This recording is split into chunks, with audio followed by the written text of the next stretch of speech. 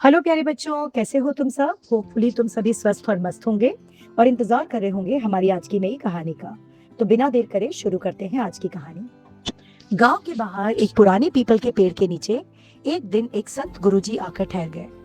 उनकी आंखों में शांति थी, चेहरे पर तेज था और शब्दों में गहराई थी। धीरे धीरे पूरे गांव में खबर फैल गई कि ये एक ज्ञानी गुरुजी आए हैं जो लोगों की समस्याओं का समाधान देते हैं। गांव वाले अपनी अपनी परेशानियां लेकर उनके पास आने लगे। उसी गांव में एक आदमी रहता था, रामू।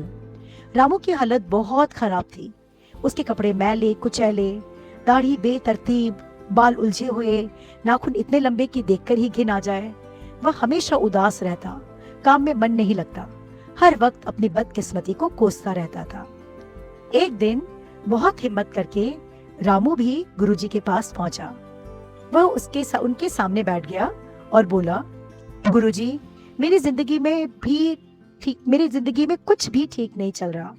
न काम में मन लगता है, न पैसे टिकते हैं, न लोग इज्जत करते हैं। मैं बहुत परेशान हूँ, मेरी मदद कीजिए। गुरुजी ने शांत भाव से उसे देखा, कुछ पल चुप रहे, फिर बोले, मैं तुम्हारी जिंदगी बदल सकता हूँ, लेकिन तुम्हें सिर्फ एक काम करना होगा। रामू ने उत्सुकता से पूछा, क्या करना होगा गुरुजी? मैं कुछ भी करने को तैयार हूँ। गुरुजी मुस्कुराए और बोले, तुम्हें अपने आप को व्यवस्थित रखना होगा।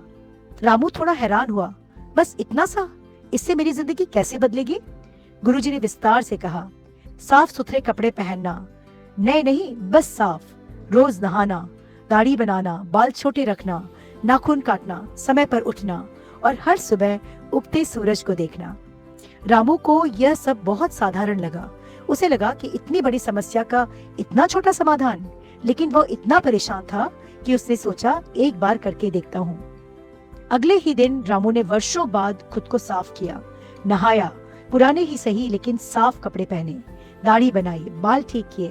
पहली बार जब वह आईने के सामने खड़ा हुआ तो खुद को पहचान नहीं पाया। मन में एक हल्की सी खुशी आई, जैसे कोई बोझ हल्का हो गया हो।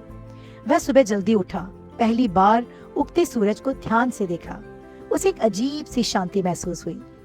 अब रामू रोज नहाता, साफ कपड़े पहनता, समय पर उठता। उसके अंदर एक अनुशासन आने लगा, एक डिसिप्लिन आने लगा। जहाँ पहले वो काम को टालता था, अब समय पर करने लगा। जहाँ पहले वह देर से पहुंचता, अब वह समय का पाबंद हो गया। गांव वाले भी उसके इस बदलाव को नोटिस करने लगे। जो लोग पहले उसे नजरअंदाज करते थे, अब उससे बात करने लगे। एक दिन उसे एक छोटा काम मिल गया। उसने उसे पूरे मन और समय के साथ समय पर पूरा किया। काम देने वाला बहुत खुश हुआ और उसे और काम देने लगा। कुछ ही महीनों में रामू की जिंदगी बदलने लगी। अब उसके पास नियमित काम था, पैसे आने लगे और सबसे बड़ी बात, अब लोग उसे इज्जत करने लगे थे। लेकिन सबसे बड़ा बदलाव उसके अंदर था। अब वह खुद को महत्वपूर्ण समझने लगा था। पहले वो खुद को बिल्कुल ही हीन समझता था, दयनीय समझता था, लेकिन अब वो खुद को महत्वपूर्ण समझने लगा, इम्पोर्टेंट समझने लगा। एक दिन रामू फिर गुरुजी के पास पहुंचा। इस बार उसकी चाल में आत्मविश्वास था, आंखों में चमक थी। वह गुरुजी के चरणों में गिर पड़ा और बोला, गुरुजी, मेरी जिंदगी बदल गई, सब कुछ बदल गया, लेकिन ये कैसे हुआ? सिर्फ साफ रहने से इतना बड़ा बदलाव कैसे आ गया? गुरुजी ने मुस्कुराते हुए कहा, रामू, जब तुम अपने आप को साफ सुथरा और व्यवस्थित रखते हो, तो तुम अपने मन को एक संदेश देते हो कि मैं महत्वपूर्ण हूँ, मैं सम्मान के योग्य हूँ। धीरे धीरे तुम्हारा मन और शरीर इस बात को स्वीकार कर लेते हैं।